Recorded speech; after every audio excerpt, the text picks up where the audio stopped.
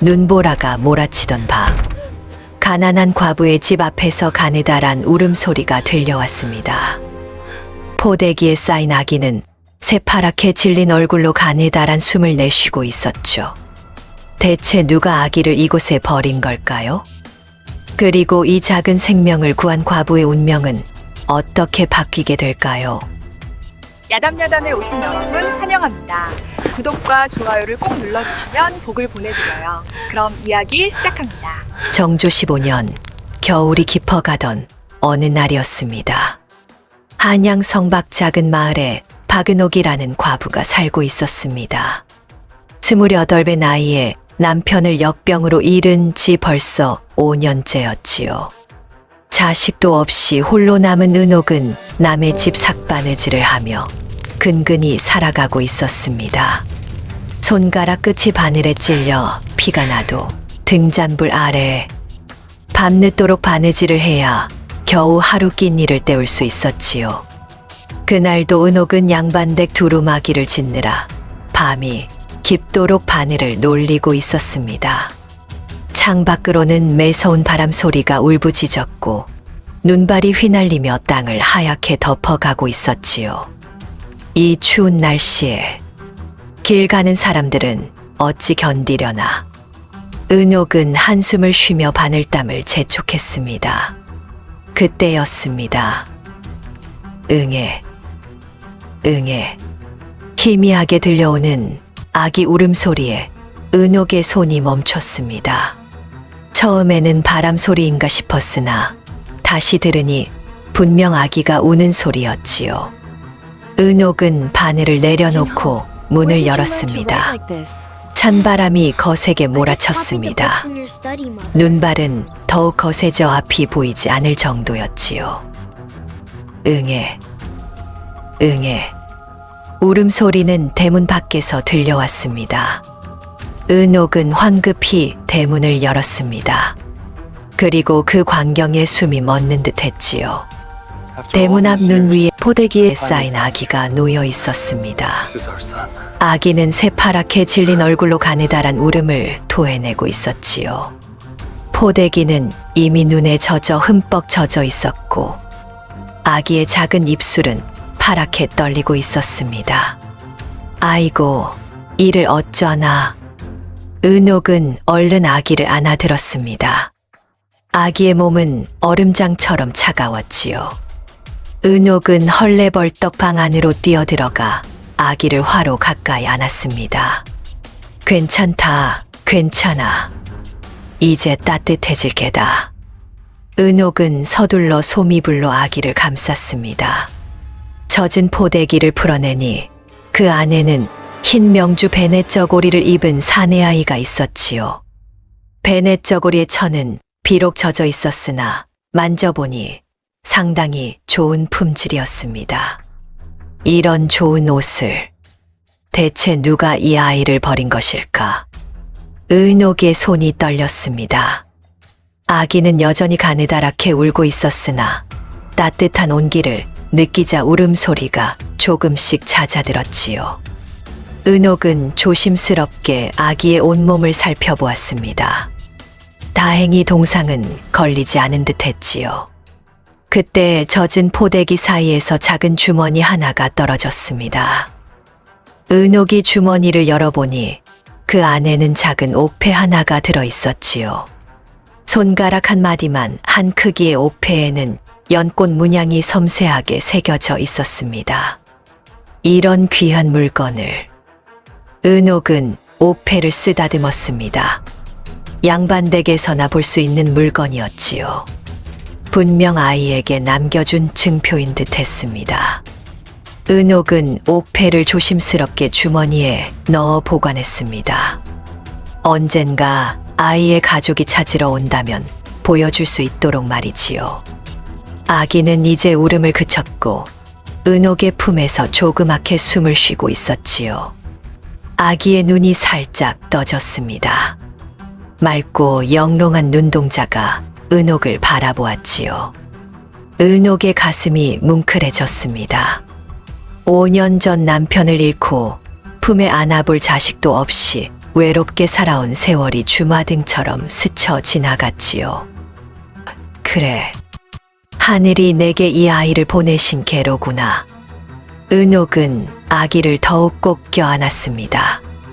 다음 날 아침 마을 사람들은 은옥이 아기를 주워 키우기로 했다는 소식에 혀를 찼습니다. 과부 혼자 먹고 살기도 바쁜데 무슨 아기를 키워. 그것도 남의 자식을. 제 정신이 아닌가 보. 그 아이 양반댁 서자가 틀림없소. 그런 아이 키우면 나중에 화근이 될 텐데.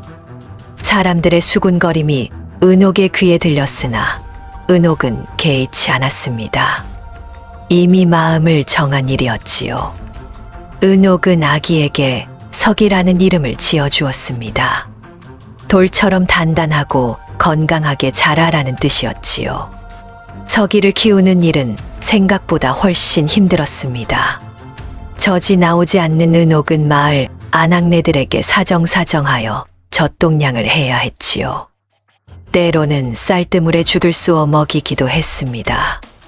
밤마다 석이가 울면 은옥은 잠을 설쳐가며 아이를 달래야 했습니다. 낮에는 삭바느질을 하느라 눈이 침침해지도록 바늘을 놀렸고 밤에는 석이를 돌보느라 정신이 없었지요. 손가락은 바늘에 찔려 늘 상처투성이었고 등은 구부정하게 굽어갔습니다. 먹을 것이 부족할 때는 자신의 끼니를 걸으면서까지 석이에게 먹을 것을 구해 주었지요.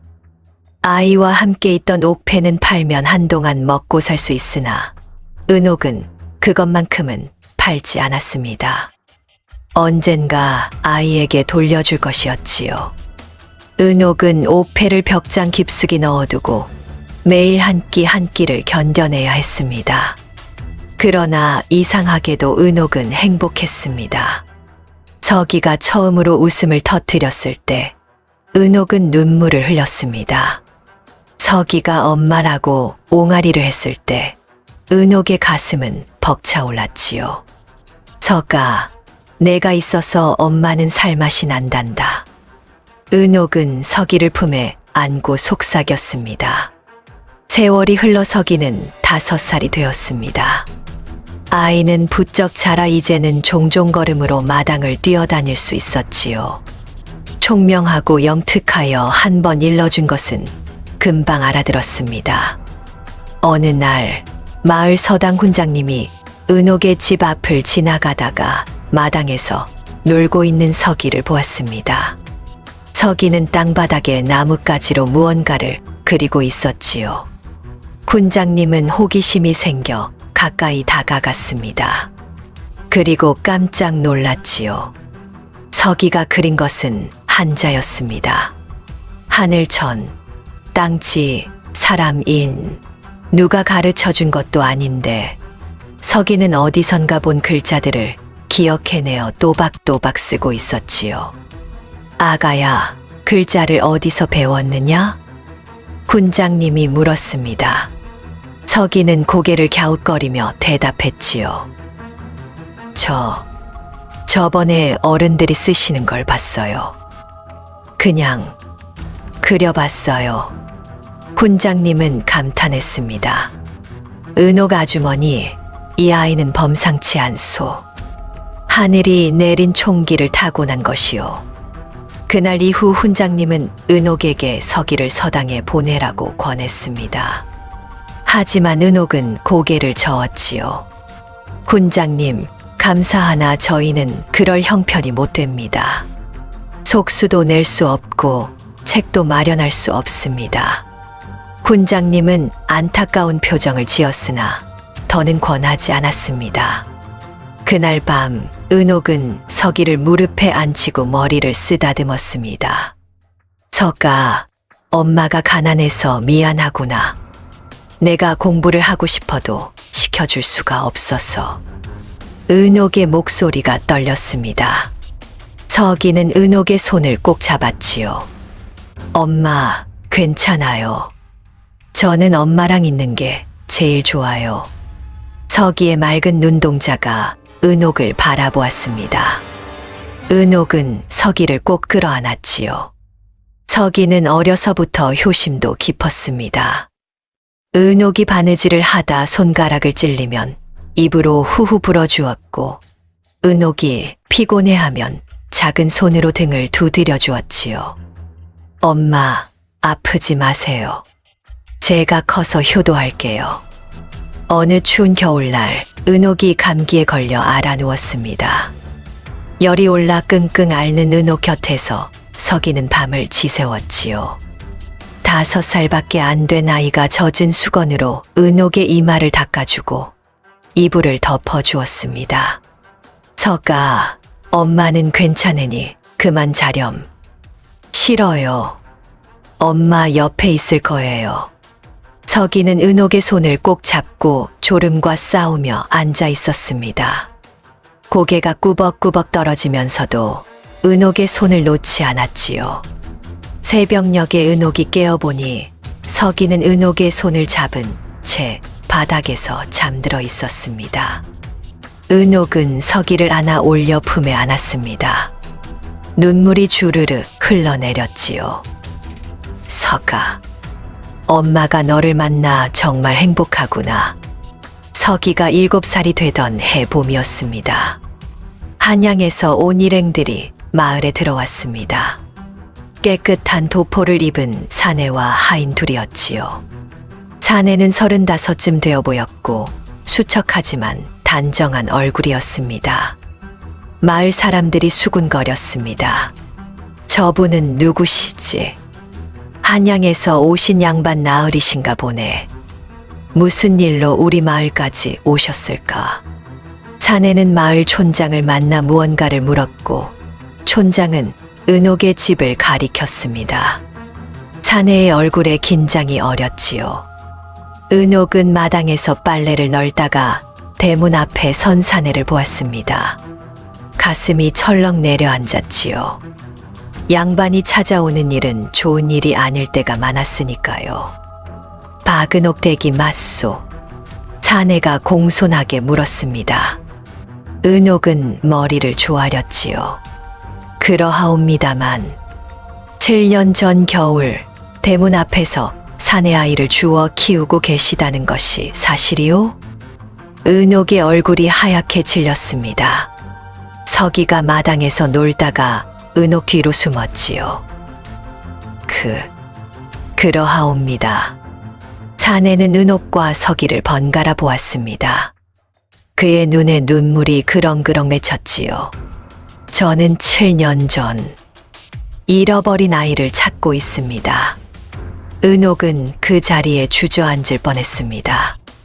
온몸에서 힘이 빠져나갔지요. 사내는 떨리는 목소리로 말을 이었습니다. 안으로 들어가 이야기를 나눌 수 있겠소? 은옥은 고개를 끄덕이고 사내를 방으로 안내했습니다. 서기는 여전히 은옥의 치맛자락을 붙들고 있었지요. 사내가 입을 열었습니다. 제 이름은 이현입니다. 성균관에서 학문을 익히고 지금은 예조에서 말단 관직을 맡고 있소. 이현은 깊은 한숨을 쉬었습니다. 7년 전 아내가 아이를 낳고 산후병을 앓다가 한 달 만에 세상을 떠났소. 그때 저는 슬픔에 빠져 정신을 차리지 못했었소. 은옥은 조용히 듣고 있었습니다. 그러자 아내의 친정에서 아이를 맡아 돌봐주신다고 데려가셨소. 저는 그 은혜에 감사하며 1년 후 아이를 데리러 갔지요. 그런데 이현의 눈에서 눈물이 떨어졌습니다. 1년 후 찾아가 보니 아이가 없었소. 장인 어른은 아이가 병으로 죽었다고 했소. 하지만 묘도 없고 아이가 죽는 걸 본 사람도 없었소. 그럼, 네, 처가에서 아이를 몰래 버린 것이요. 나중에 알고 보니 장인어른이 재혼한 처의 눈치를 보느라 제 아이를 데려갔으나 집안에 들이지 못하고 몰래 하인을 시켜 아이를 버린 것이었소. 이현은 주먹을 불끈 쥐었습니다. 저는 미치도록 아이를 찾아다녔소. 한양성 안팎을 다 뒤졌지만 찾을 수가 없었소. 그래서 죽은 줄만 알았소. 그럼 어찌? 보름 전 처가의 늙은 하인이 병에 걸려 저를 찾아왔소. 양심의 가책을 못 이겨 그날 밤 아이를 한양성 밖 어느 마을 대문 앞에 두었다고 실토했소. 이현의 목소리가 떨렸습니다. 하지만 그 하인도 정확히 어느 마을에 어느 집인지 기억하지 못했소. 다만 한양에서 서쪽으로 한참을 가다가 작은 마을이 나왔다고만 했지요. 그래서 이곳을 오기까지 6개의 마을마다 찾아다녔소. 은옥은 숨을 죽이고 들었습니다.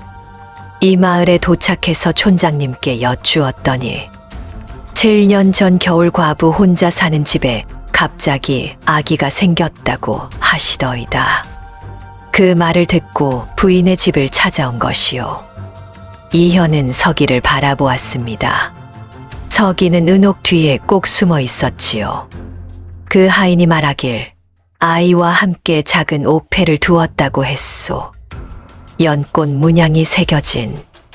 혹시 그런 물건을 보셨소? 은옥은 떨리는 손으로 벽장을 열었습니다. 그곳에서 7년 동안 소중히 보관해 두었던 주머니를 꺼냈지요. 주머니 안에서 작은 옥패가 나왔습니다.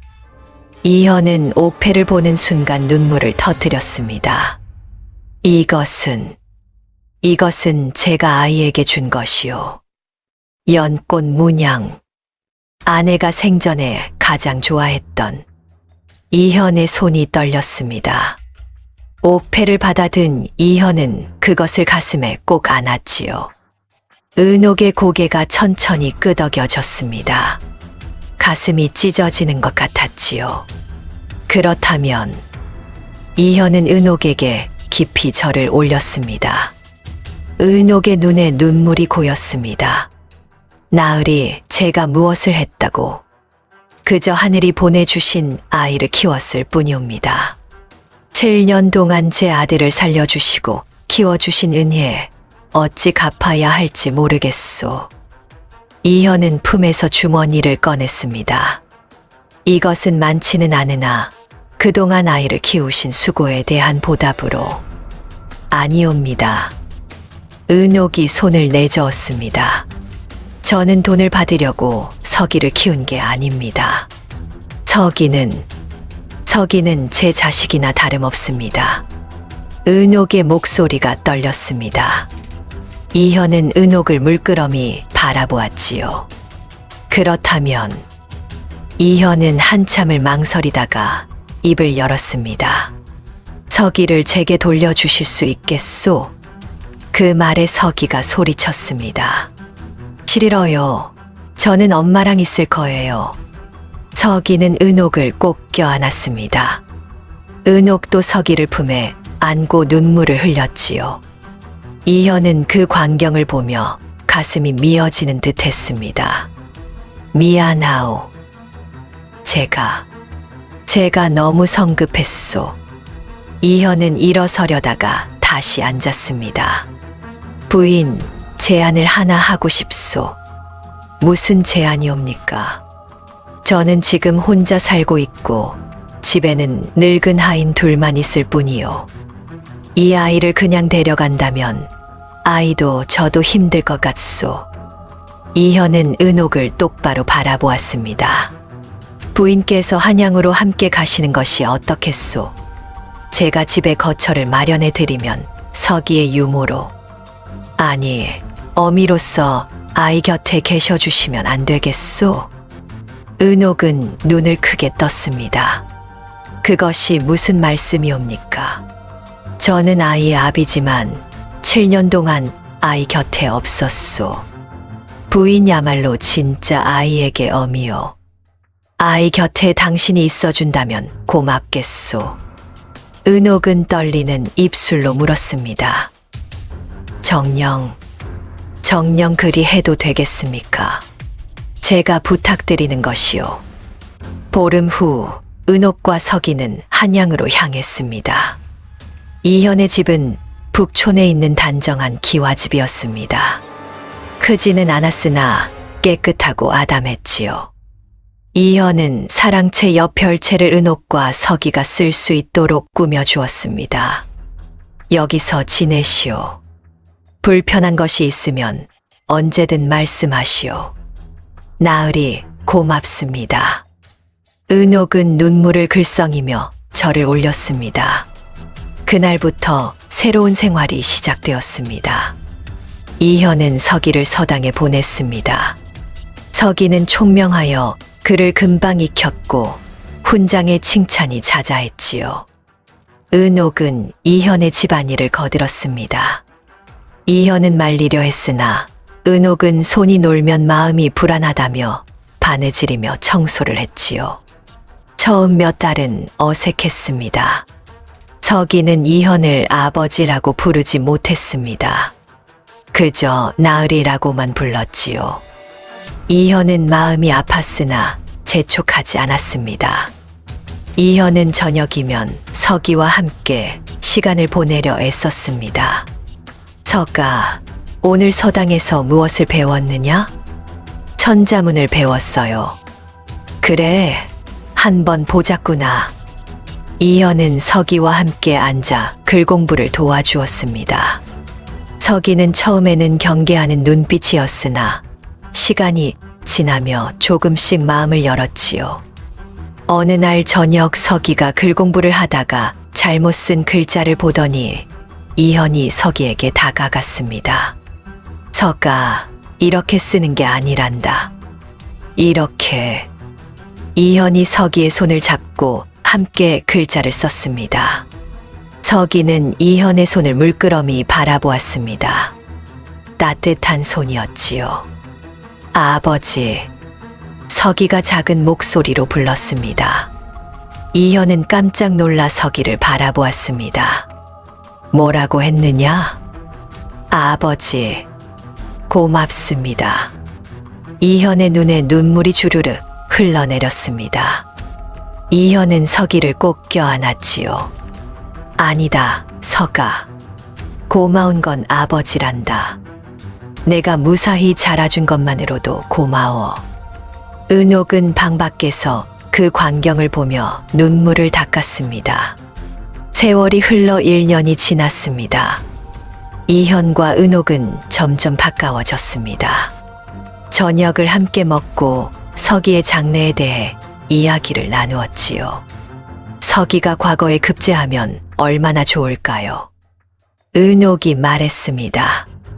이현은 고개를 끄덕였습니다. 그렇소. 서기는 총명하니 분명 좋은 결과가 있을 것이요. 나으리께서 잘 가르쳐 주시니 그렇지요. 아닙니다. 부인께서 사랑으로 키워주신 덕분이요. 두 사람은 마주보며 웃었습니다. 어느 날 저녁 서기가 잠든 후였습니다. 이현이 은옥을 조용히 불렀습니다. 부인, 잠깐 이야기를 나눌 수 있겠소? 무슨 일이옵니까? 은옥이 사랑채로 왔습니다. 이현은 차를 따라주며 말했지요. 그동안 부인과 함께 지내며 저는 많은 것을 깨달았소. 나으리, 부인은 정말 훌륭한 분이요. 서기를 향한 사랑도 진심이고 제게도 늘 배려를 아끼지 않으셨소. 이현은 잠시 망설이다가 말을 이었습니다. 은옥, 제 아내가 되어주시오. 은옥은 깜짝 놀라 차잔을 떨어뜨릴 뻔했습니다. 나으리, 그것이 무슨 말씀이옵니까? 진심이요. 저는 부인을 존경하고 마음 깊이 아끼고 있소. 은옥은 고개를 저었습니다. 나으리, 저는 과부의 몸이옵니다. 나으리께서는 양반 사대부이신데 그게 무슨 상관이요? 제가 마음에 둔 사람은 은옥이요. 그것만으로 충분하오. 은옥의 눈에 눈물이 그렁그렁 맺혔습니다. 당신은 제 아들을 살려주신 분이요. 이보다 더 큰 자격이 어디 있겠소? 이현은 은옥의 손을 조심스럽게 잡았습니다. 은옥, 저는 당신이 필요하오. 그리고 사랑하오. 은옥은 한참을 울다가 고개를 끄덕였습니다.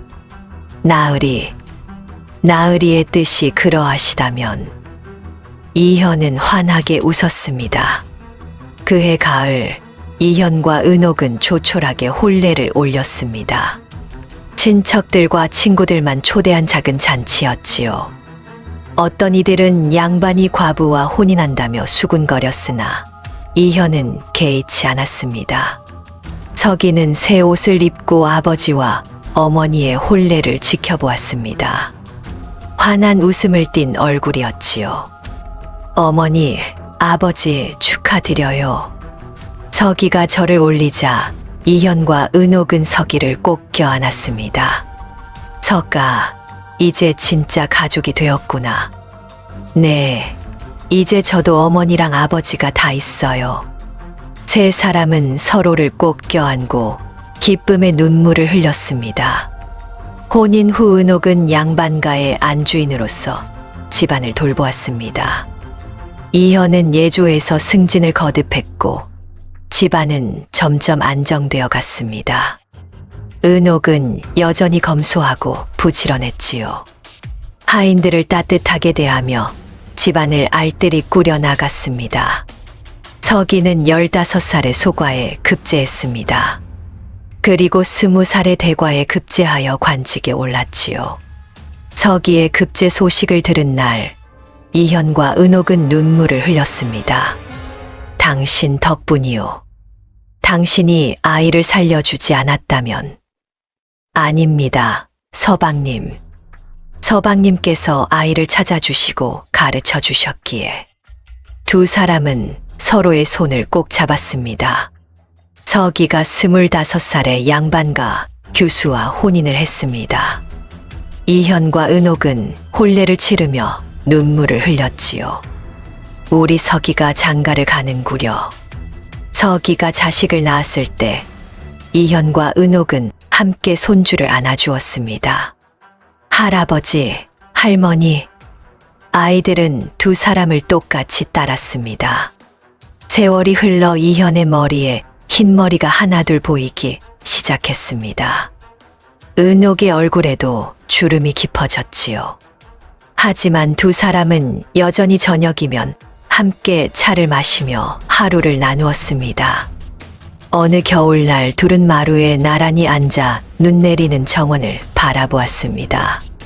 부인, 그날 밤을 기억하시오? 이현이 물었습니다. 은옥은 고개를 끄덕였지요. 어찌 잊겠습니까? 눈 내리는 밤, 대문 앞에서 울고 있던 아기를. 그날 당신이 아이를 거두지 않았다면 저는 평생 아들을 찾지 못했을 것이요. 하늘이 이어주신 인연이었나 봅니다. 이현은 은옥의 손을 잡으며 웃었습니다. 그들의 얼굴에는 오랜 세월을 함께한 부부의 평온함이 깃들어 있었지요. 서기는 30대에 정삼품 당상관까지 올랐습니다. 벼슬이 높아질수록 더욱 검소하고 효심이 깊었지요. 매일 아침 부모님께 문안 인사를 드렸고 관아에서 돌아오면 부모님과 함께 저녁을 먹었습니다. 이현이 70평생을 누리고 세상을 떠날 때 은옥과 서기가 곁을 지켰습니다. 서가, 내 어미를 잘 모셔라. 아버지, 부인, 고맙소. 당신을 만나 참 행복했소. 이현은 은옥의 손을 꼭 잡은 채 눈을 감았습니다. 3년 후 은옥도 조용히 세상을 떠났습니다. 서기는 어머니를 아버지 곁에 모셨지요. 묘 앞에 서서 서기는 오래도록 울었습니다. 훗날 사람들은 이렇게 말했습니다. 선행은 복을 부르고 진심은 사람을 얻는다. 한 아이를 구한 과부는 가족을 얻었고 아들을 찾은 아비는 사랑을 얻었도다. 옛말에 지성감천이라는 말이 있습니다. 진심을 다하면 하늘도 감동하여 반드시 복을 내린다는 말이지요. 박 씨의 지극한 정성으로 아이를 키운 마음과 이현이 7년을 포기하지 않고 아들을 찾은 간절함이 결국 하늘을 감동시켜 모두를 행복하게 만들었습니다. 끝까지 들어주셔서 감사합니다. 행복한 하루 보내시고 오늘도 복 많이 받으세요.